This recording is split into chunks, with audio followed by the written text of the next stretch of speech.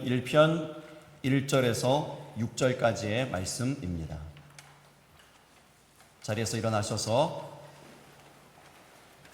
한 목소리로 받들어 봉독하겠습니다.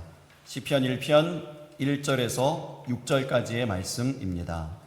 복 있는 사람은 악인들의 꾀를 따르지 아니하며 죄인들의 길에 서지 아니하며 오만한 자들의 자리에 앉지 아니하고 오직 여호와의 율법을 즐거워하여 그의 율법을 주야로 묵상하는도다.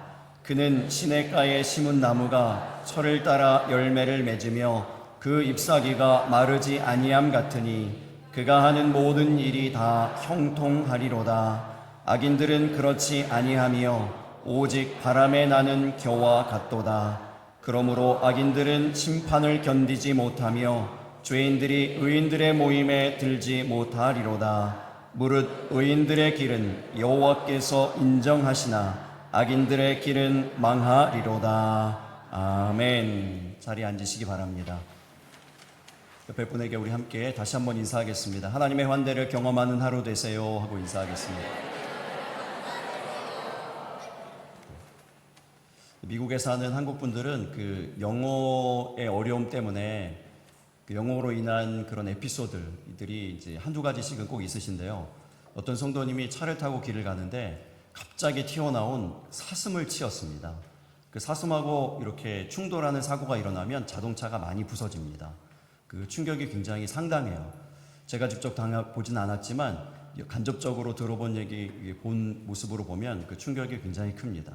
그 차를 이제 한켠에 세워놓고 있는데 반대편의 길을 가던 경찰관이 마침 그것을 발견하고 차에서 내려서 이 성도님에게 왔습니다. 그리고 이 성도님에게 이렇게 묻습니다. Are you okay? 근데 이 성도님은 영어에 어려움을 겪고 있는, 아직도 영어가 익숙하지 않은 이런 분인데다가 사고로 인한 그 당황 때문에 한마디도 나오지 않는 것입니다. 심지어는 너무너무 쉬운 단어인 사슴, 이 사슴이 영어로 무엇인가 조차 떠오르지가 않는 거예요. 그래서 어떻게 하지? 어떻게 얘기하지? 속으로 고민하다가 마침 떠오른 단어가 하나 있어서 이렇게 이야기합니다. 루돌프 이스 쿵. 그랬더니 이 경찰관이 굉장히 재치 있게 이렇게 맞받아쳐서 다시 묻습니다. Santa is okay? 여러분, okay는 무슨 말입니까? 괜찮은가? 괜찮으세요? 이런 말이죠. 그 산타를 운전하고 있는 사람을 산타라고 얘기한 거예요. 운전하시는 당신은 괜찮으십니까? 다친 데는 없으세요? 내가 뭐 도와줄 일은 없습니까? 이런 의미로 물어본 것이죠. 이 OK는요, 사실 정식 용어는 아닌데 그 슬랭처럼 유행되다가 단어로 굳어진 말입니다. 그런데 이 말의 포지션은 어디쯤인가 하면 yes와 비슷한 의미인데 yes는 소극적인 긍정이라면 이 okay는 보다 적극적인 긍정, 보다 적극적인 동의, 찬성, 좋다, 괜찮다라는 의미를 가진 단어라고 할 수 있습니다. 만약에 여러분들에게 똑같이 여러분 삶을 살아가고 있는 가운데에서 여러분 삶에 대해서, 여러분 인생에 대해서 누군가가 Are you okay? 여러분 삶은 괜찮습니까? 여러분 인생은 괜찮습니까? 여러분 가정은 괜찮습니까? 여러분 직장과 사업장은 괜찮습니까? 아무도 모르지만 여러분만 아는 여러분의 내면과 여러분 마음, 신령, 여러분 신앙은 괜찮습니까? 라고 묻는다면 여러분 뭐라고 대답하시겠습니까?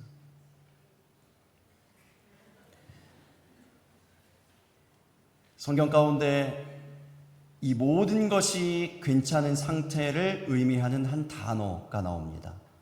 바로 형통입니다. 성경에 약속된 이 형통한 삶, 모든 것이 다 괜찮은 삶 살아가시기를 예수님 이름으로 축복합니다. 이 형통한 삶 어떻게 우리가 누릴 수 있을까요? 어떻게 형통할 수 있을까요? 오늘 본문 1절에 보면 사람들이 형통하려고 사용하는 방법들이 열거됩니다. 악인들은 꾀를 부린다고 했습니다. 최근에 많은 사람들에게 사랑받던 한 젊은 가수가 이 꾀를 부리다가 어려움을 당하는 일을 우리가 다 아실 겁니다. 그런데 뿐만 아니고 이 죄를 덮기 위해서 죄인들의 길에 함께 동참하고 함께 선 사람들도 똑같은 어려움들을 겪고 있습니다. 이 죄인들의 길에 서 있는 거예요. 또 오만한 자의 자리라고 했습니다. 사람들은 어떤 자리에 오르면 길이 형통할 거라고, 삶이 형통할 거라고 생각합니다. 그래서 그 자리에 오르기를 애쓰는 거예요. 그러나 성경은 이러한 것에 형통이 있지 않다고 말씀합니다. 이 형통은 어디에 있을까요? 모든 것이 괜찮은 형통은 어디에 달려 있을까요? 하나님의 복에 달려 있음을 믿으시기 바랍니다. 하나님께서 복을 주시면 모든 것이 괜찮습니다. 형통하게 됩니다. 오늘 시편 1편의 말씀이 바로 그것입니다. 그것을 선포하고 있는 것입니다. 성경이 분명하게 말씀하는 것, 형통은 어디에 있는가? 하나님의 복에 있다 라고 말씀하는 것입니다. 그래서 이 시편 1편 1절의 시작이 복으로 시작합니다. 복 있는 사람은, 이렇게 시작하는 것입니다. 그러면서 이 시편의 이 장대한 대서사시와 같은 이 모든 찬양들이 시작되는 것입니다. 이 찬양의 시작 또한 복입니다. 하나님께 경배하고 예배하는 그 시작점 또한 복입니다. 하나님께서 복 주셨으니 그 감사함으로 그 영광 가운데 하나님께 예배하며 경배하며 찬양하며 나아가는 것입니다. 시편은 전체 5권으로 나누어져 있습니다. 150편인데 그것이 5부분, 5권으로 나누어져 있습니다. 여러분, 성경을 읽으면서 우리가 기억해야 되는 2가지 중요한 사실이 있다고 말씀드렸습니다. 늘 말씀드리는 것인데 2가지가 뭐죠? 무엇과 무엇입니까? 할렐루야. 연결과 연장입니다. 하나님의 모든 말씀이 우리의 삶과 연결되고 또 하나님의 그 말씀이 우리의 삶을 통하여서 연장되고 확장되시기를 예수님의 이름으로 축복합니다. 여러분, 이것을 늘 생각하고 하나님의 말씀 읽어야 합니다. 묵상해야 합니다. 예배해야 합니다. 연결되지 않으면 안 돼요. 이것이 신앙생활이잖아요. 또한 우리 예수님이, 우리 주님이 우리 가운데 기대하시는 바는 무엇입니까? 이것이 연장되기를 원하시는 거예요. 확장되기를 원하시는 것입니다. 복음서에서는 예루살렘 안에만 있었지만 사도행전으로 가면서 어떻게 됐다고요? 예루살렘과 온 유대와 사마리아와 땅끝까지 확장돼 가는 것입니다. 이것은 계속 진행되고 있습니다. 저와 여러분을 통해서 진행되어야 할 일입니다. 이 지식이 계속 잊어버려지지 않고 기억되시기를 예수님의 이름으로 축복합니다. 왜 이 말씀을 드리는가 하면 이 시편이 5권으로 되어 있다고 했잖아요. 5권의 의미는 모세오경입니다. 그래서 한 권 한 권이 모세오경의 한 권 한 권들과 연결되어 있어요. 시편의 1권, 첫 번째 그 책 1권은 어느 책과 연결됐을까요? 모세오경의 창세기죠. 모세오경의 첫 번째 책인 창세기와 연결되는 것입니다.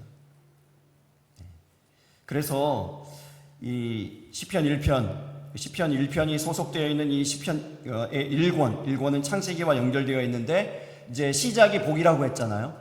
근데 이 왜 복으로 시작하는가? 창세기가 복이 흘러가는 이야기이기 때문에 그렇습니다. 창세기 1장에서부터 어떤 얘기가 나옵니까? 사람을 하나님께서 지으시고 그 사람에게 가장 먼저 하신 것이 무엇이죠? 복을 주십니다. 사명을 주시는 것이 아니라 복을 먼저 주십니다. 그리고 그 복이 어디로 흘러가죠? 아브라함을 하나님께서 부르시고 나서 제일 먼저 하신 것, 너는 복이 될지라 그랬잖아요. 그리고 이 아브라함의 아들 이삭이 그 땅에서 농사하여 그 해에 100배나 얻었고 여호와께서 복을 주심으로 그 사람이 창대하고 왕성하여 마침내 거부가 되었다고 말씀합니다. 사람이 땀 흘리고 애쓰면 100배를 거둘 수가 있어요. 그런데 창대하고 왕성하여 거부가 되는 일은 여호와께서 복을 주시니 이루어지게 되었다라고 말씀하는 것입니다. 이삭의 아들 야곱이 어떤 사람입니까? 하나님 가지 못하게 붙들면서 하나님과 겨루어서 이기면서까지 복을 구하는 사람이에요. 당신이 나를 축복하지 않으면 당신을 보내드릴 수 없습니다. 매달린 사람입니다. 이 복의 사람이에요. 축복의 사람입니다. 그러니까 이 사람 또한 만나는 사람마다 왕일지라도 왕에게까지라도 축복하는 사람이 됩니다. 그 12명의 모든 자녀들을 불러 모아놓고 축복하지 않습니까? 그 축복한 그대로 이루어진 것을 믿으시기 바랍니다. 또한 이 창세기의 마지막 대미를 장식하는 이 사람 누구죠? 형통의 사람 요셉이잖아요. 축복의 사람 요셉입니다. 요셉이에요. 이게 복이 흘러가는 이야기가 창세기예요. 창세기예요. 그래서 이 창세기와 연결된 시편의 1권 그 첫 번째 책인 첫 번째 성경인 1편 1절이 복 있는 사람은 하고 이렇게 시작하는 것입니다. 이 하나님의 복은 우리에게 어떤 능력이 있습니까? 어떤 능력이 있다고 말씀하죠? 악인들의 꾀를 따르지 아니하는 능력입니다. 죄인들의 길에 서지 않게 하는 능력입니다. 또한 오만한 자들의 자리에 앉지 않게 하는, 죄로부터 구별된 삶을 살게 하는, 성결한 삶을 살게 하는, 거룩한 삶을 살게 하는 능력인 줄 믿으시기 바랍니다. 그러나 여러분, 하나님의 복의 능력은 이렇게 제한적이지 않습니다. 이렇게 소극적이고 이렇게 그냥 죄로부터만 자유하게 된, 죄만 안 짓는, 다른 사람에게 피해만 주지 않는 이런 제한적인 삶이 아니에요. 이 복의 능력은 그 다음 2절로 넘어갑니다. 2절 뭐라고 말씀합니까? 오직 여호와의 율법을 즐거워하여 그의 율법을 주야로 묵상하는 도다. 여러분, 악인들의 꾀, 죄인들의 뭐죠? 길, 오만한 자들의 자리, 세 가지예요. 세 가지뿐입니다. 그런데 율법은, 여호와의 율법은요 613가지입니다. 그렇게 제한적인 삶을 살도록 만들어주시는 것이 복이 아닙니다. 하나님의 복은요 그것을 뛰어넘어서 그냥 이 죄 정도 짓지 않은 이런 삶을 뛰어넘어서 즐겁게 여호와의 그 613가지의 말씀들을 묵상하면서 적극적으로 하나님의 말씀을 지키며 사는 삶을 얘기합니다. 적극적으로 하나님의 말씀을 묵상하면서 실천하는 삶을 얘기하는 것입니다. 그렇게 살 수 있도록 복을 주시는 것입니다. 이 복의 능력이에요. 복의 능력이에요. 이러한 삶을 사시기를 예수님의 이름으로 축복합니다. 여러분, 여호와의 율법, 여호와의 말씀이 즐거우십니까?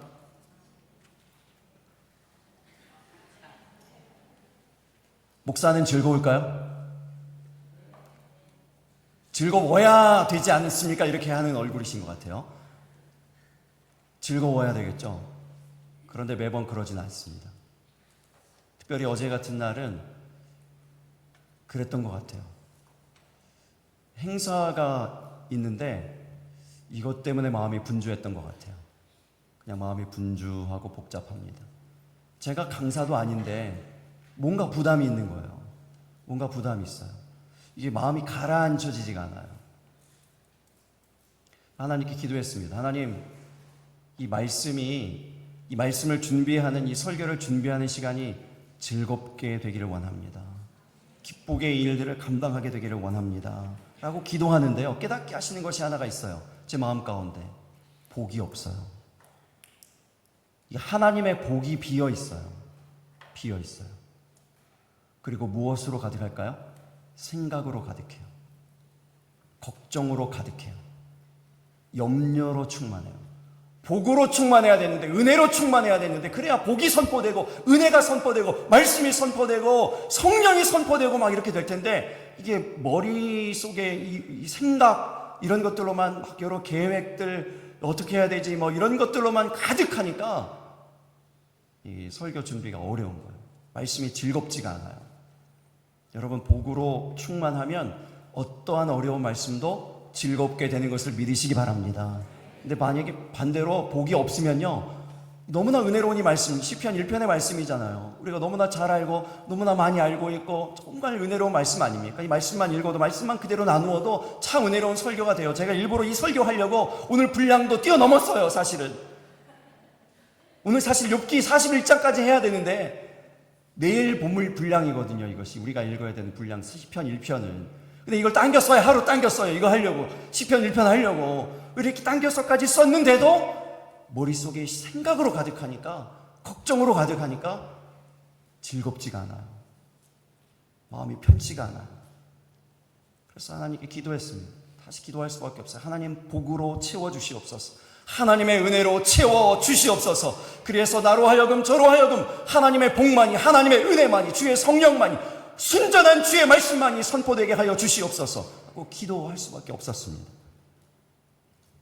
여러분, 하나님의 복으로 충만하시기를 예수님의 이름으로 축복합니다. 하나님이 주시는 복이에요. 이 복은 하나님이 주시는 복입니다. 이 복은 히브리어로 에쉐르란 말이고 헬라어로는 마카리오스라는 말입니다. 마카리오스는 8복에 약속된 복이에요.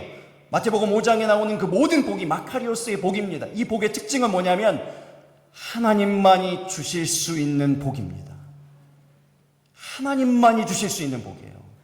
하나님이 주시는 이 복, 그 복이 있으면 즐거운 사람 됩니다. 아무리 무겁고 버거운 일이 있을지라도 즐겁게 그 일들을 감당하는, 기쁘고 넉넉하게 주의 일들을 감당하며 걸어가는, 그러한 사람들이 되어질 수 있는 것입니다. 이것이 하나님이 약속하신 복의 능력인 것을 믿으시기 바랍니다. 복 있는 사람들 되시기를 예수님 이름으로 축복합니다. 여러분, 이 복이 어디로부터 공급될까요? 이 복이 어디로부터 채워질 수 있을까요? 그것에 대하여서 소개하고 있는 것이 바로 그 다음 절 3절입니다. 3절 말씀 우리 다 같이 다시 한번 읽어보겠습니다. 그는 시냇가에 심은 나무가 철을 따라 열매를 맺으며 그 잎사귀가 마르지 아니함 같으니 그가 하는 모든 일이 다 형통하리로다. 아멘. 할렐루야. 네. 복 있는 사람을 나무에 비유했습니다. 나무에 비유했어요. 그 나무가 철을 따라 열매를 맺고 잎사귀가 마르지 않기 위한, 형통하기 위한 필수적인 환경은 무엇입니까? 시냇가예요. 시냇가. 정말 여러분이 나무라면은요, 그 나무에게 있어서 없어서는 안 될 필수적인 그 영적인 영양소와 물을 공급해주는 그 시냇가는 어디일까요? 여러분, 예배인 것을 믿으시기 바랍니다. 예배에 깊이 뿌리를 내리고 있으면 그 예배의 시냇가를 통하여서 우리에게 필요한 모든 영적인 영양소와 영적인 수분들이 공급되어지는 것을 믿으시기 바랍니다.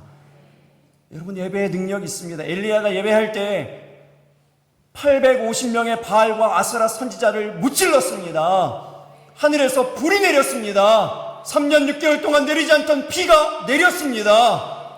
이 엘리야가 영적으로 공급받았던 장소가 어디 있습니까? 그릿 시냇가예요.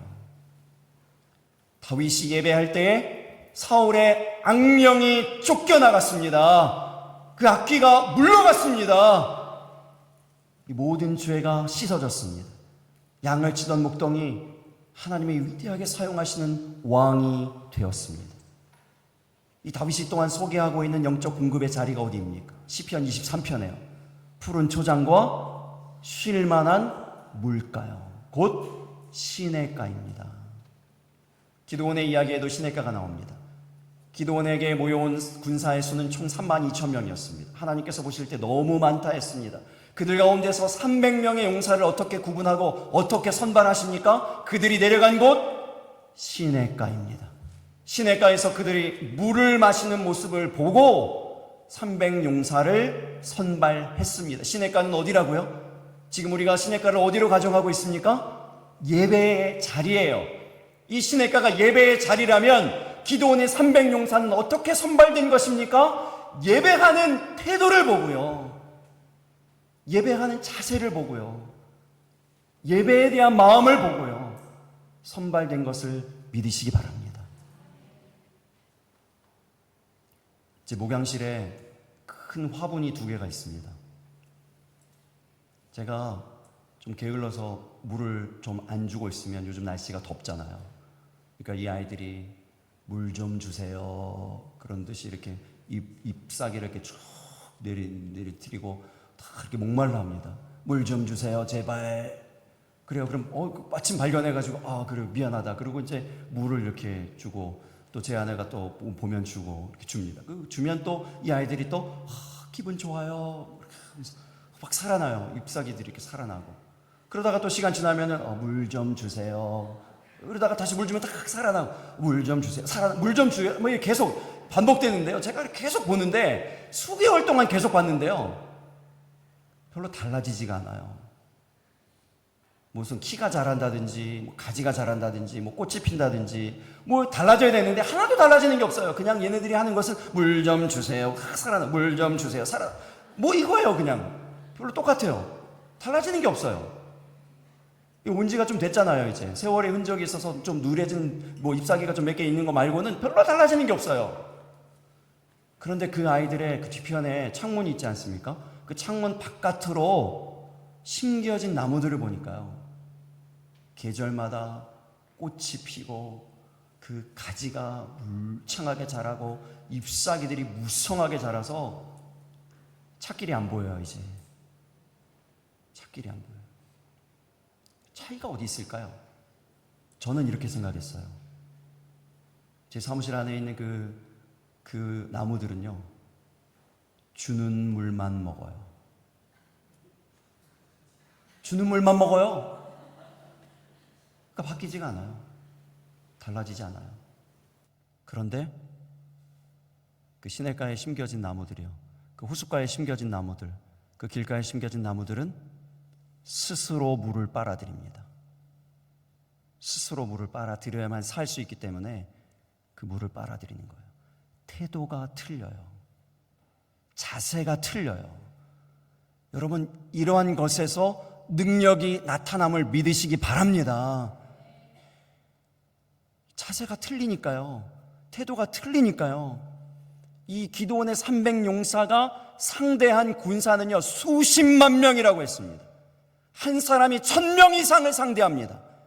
여러분, 한 명의 예배자가 바르게 이 예배의 시냇가에 깊이 뿌리를 내리고 하나님의 말씀을 적극적으로 듣고자 하고 적극적인 마음과 그 태도를 가지고 하나님 앞에 목숨 걸고 예배하면요, 한 사람의 예배자를 통하여서 1000명이 주께로 돌아오는 역사가 일어나게 될 줄로 믿습니다.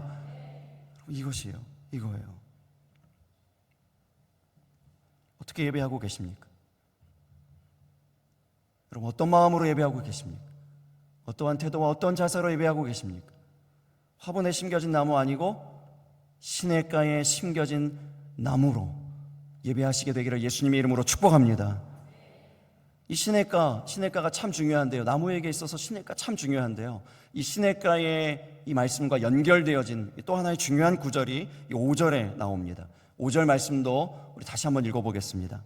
그러므로 악인들은 심판을 견디지 못하며 죄인들이 의인들의 모임에 들지 못하리로다. 처음에 시작할 때는 생각해 보세요. 복 있는 사람은 단수예요. 한 사람, 혼자입니다. 혼자예요. 그런데 이 혼자 복 있는 사람 한 사람을 둘러싸고 있는 사람들이 있어요. 악인들, 죄인들, 오만한 자들입니다. 둘러싸여 있어요. 우리 성도들의 모습과 같아요. 세상에 살아가는 우리들의 모습과 똑같아요. 우리가 혼자인 것 같아요. 세상에 나 혼자 믿는 사람이에요. 나 혼자 예수 믿어요. 나 혼자 예배하는 것 같아요. 세상에 둘러싸고 있는 것은 다 악인들이, 죄인들이, 오만한 자들이에요. 그래서 쉽게 우리가 이 세상의 사람들을 닮아가고 그들을 쫓아가고 그들을 부러워하고 이런 것 아닌가 모르겠습니다. 하나님께서 이렇게 혼자 두지 않으신다는 거예요. 이 복 있는 사람을 불러서 모임을 만드십니다. 의인들의 모임을 만드시는 하나님이신 것을 믿으시기 바랍니다. 여러분, 이 의인들이 모여서 뭐 할까요? 모이면 예배하고 흩어지면 전도하는 겁니다. 의인들이 모여서 뭐 하겠습니까? 의인들인데 의인들이 모여서 뭐 하겠냐고요? 뭐 하겠어요? 쎄쎄쎄 한다고요? 의인들이 모여서 예배하잖아요. 의인들의 모임 곧 예배입니다. 예배예요. 그래서 이 예배하는 것을 싫어하는 악한 세력이요, 예배하기를 막는 그 어둠의 세력 권세가 있습니다. 왜 예배하기를 막을까요? 예배하기를 방해할까요?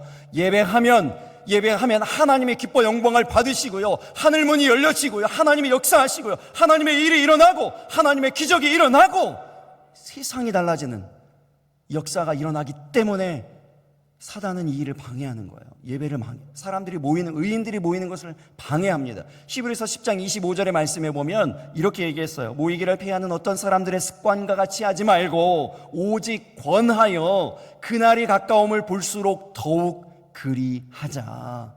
그 날이 가까울수록, 마지막 때가 가까우면 가까울수록 어떤 일이 일어난다고요? 모이기를 폐한다고요. 모이기를 방해해요. 이런 일들이 일어난다고요. 제가 목사 안수 받고 미국으로 건너가서 미국 플로리다에 있는 한 작은 한인 성결교회에 담임을 맡게 되었다는 말씀은 첫 번째 시간에 말씀드렸어요. 근데 그 교회에 가봤더니 그 교회에 화재가 이미 있어서 터는 있고 그냥 그 화재 난 그 자국은 있는데 땅만 있어요. 그리고 이제 그 구퉁이에 창고처럼 가건물, 이렇게 작은 가건물을 세워놓고 거기서 한 10명도 안 되는 성도들이 모여서 예배하고 있습니다. 그래서 제가 처음 담임으로 부임했던 교회가 그런 교회였어요. 근데 하나님께서 정말 놀라운 은혜를 주셨어요. 제가 간 지 얼마 되지 않아서 정말 하나님의 전적인 은혜로, 전 별로 한 것도 없어요. 근데 하나님께서 우리 교회에 미국 교회 건물을 주셨습니다. 그 미국 교회 건물을 통째로 구입하게 하셨어요. 하나님 놀라운 기회예요. 놀라운 하나님의 은혜죠. 그래서 너무 감사하고 기뻐하고요. 이제 그 미국에서는 클로징이라고 얘기하는데 이제 한국에서는 잔금일이라고 얘기하더라고요. 잔금을 치르면 뭘 받죠? 키를 받아요. 소유권이 이제 이전된 거잖아요. 이제 하나님께서 우리에게 주신 거잖아요. 우리 교회에 주신 거잖아요. 이 성전이 이제 우리 거잖아요. 근데 그날이 마침 수요일입니다. 수요일 저녁에는 뭐가 있죠? 예배가 있잖아요. 그래서 잘됐다. 오늘 수요일이니 오늘 이 키를 받았으니 이 성전 하나님께서 우리에게 주셨으니 이제 우리 성전이니 아직 간판도 안 걸고 아무것도 되어 있지 않지만 의자만 있고 강대상만 있으면 된다. 그리고 예배하자. 수요 예배를 드리자. 그리고 수요 저녁 예배를 준비했습니다. 예배 시작하기 1시간 전에 집에서 전화가 옵니다. 저희가 이제 전도하려고 접촉하고 있었던 어떤 가족이 있었는데 그 자매가 저희 제 아내와 같이 집에 있었어요. 나중에는 이제 교회에 출석하게 되고 집사님이 되고 이제 그런 분이었는데 그때는 아무것도 아니었습니다. 그냥 전도하기 위해서 만나던 분이었어요. 교제하던 분이었어요. 근데 그분에게서 제게 전화가 온 거예요. 목사님, 지금 사모님이 코피를 흘리시는데 1시간 이상 멈추지가 않아요. 큰일 났습니다. 목사님, 사모님이 지금 정신이 혼미해지고 얼굴이 하얘지고 쓰러지기 직전입니다. 그래서 지금 사모님을 모시고 병원 응급실로 지금 가겠습니다. 목사님 빨리 오세요. 예배 시간 1시간 전이에요. 달려나가던 그 발걸음을 멈추고 잠깐 기도했습니다. 하나님, 이거 뭡니까? 하나님이 어떻게 해야 되겠습니까? 그 짧은 시간 기도하는 가운데 하나님께서 깨닫게 하시는 것이 있어요. 너무나 절묘한 타이밍 아닙니까? 다른 날들도 많은데, 다른 여러 날들도 여러 시간들도 많은데 지금 예배 드리기 꼭 1시간 전이에요. 이 예배가 어떤 예배입니까? 하나님께서 정말 감격적으로 우리 교회에 주신 이 새 성전에서 드리는 첫 번째 예배예요. 감격과 감사가 넘치는 예배예요. 영광스러운 예배예요. 새로운 성전에서 첫 번째 드리는 예배예요.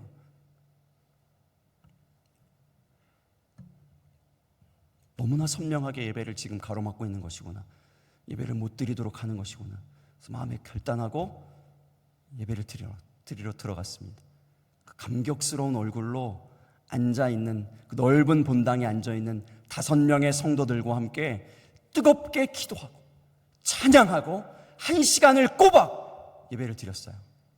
아무 얘기 안 하고 어떤 일이 있는지 얘기하지 않고 꼬박 예배를 드리고 예배를 마쳤습니다. 그리고 성도들에게 얘기했어요. 사실은 지금 내 아내가 응급실에 있다. 그래서 인사를 못하니 양해해달라. 그리고 바깥으로 나가서 제가 그때 중고자동차로 낼 수 있는 아마 최대의 속도로 달렸던 것 같아요. 병원으로 막 달렸습니다. 예배는 지켰지만 아내에게 너무 미안한 거예요. 기도하면서 열심히 달려서 갔어요. 침대에 누워있는 아내를 만났습니다. 그 아내가 저를 보고 첫 번째 하는 말이 이거예요. 예배는